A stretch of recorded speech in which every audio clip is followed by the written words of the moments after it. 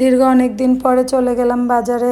বাজার করা তেমন একটা আমার হয় না, যেহেতু আমার হাজব্যান্ডে বাজার করে। এখন ও যেহেতু নাই, ফ্রিজে তেমন মাছও নেই, তো কী আর করার, খাওয়া তো লাগবে। তো নিজেই চলে গেলাম বাজারে, নিজে কিছু মাছ সাথে সবজি প্লাস কাঁচামরিচ ধনিয়া পাতাগুলো এত বেশি ফ্রেশ ছিল, তো ওগুলো নিয়ে আসলাম। এখন আমি বাসায় এসে দেখতেছি আর সব খুলতেছি আমার বাজারগুলো সব ঠিক আছে কি না। আমি কিছু কাঁচা সবজি নিয়ে আসছি বেশি করে, যেহেতু অনেক দিনের বাজার একসাথে করা হয়েছে। তো এদিকে গরুর বুড়ি নিলাম। গরুর বুড়ি আসলে খেতে অনেক বেশি মজা, যদিও এটা আসলে কাটাকুটা একটু ঝামেলারে। যাই হোক, এদিকে আমি মাছগুলো কিছু কেটে নিয়ে আসছি, কিছু মাছ তো কাটা সম্ভব না। তো ছোট চিংড়ি নিয়ে আসছি। ছোট চিংড়ি দিয়ে আসলে তরকারি খাওয়ার মজাই আলাদা, কিংবা এটা সবজির সাথেও দেওয়া যায়। এদিকে বড় চিংড়ি নিয়ে আসলাম, বড় একটা রুই মাছ নিয়ে আসলাম। সাথে অনেক দিন হলো ইলিশ মাছ খাওয়া হয় না, ইলিশ মাছ সাথে কই মাছও নিয়ে আসলাম।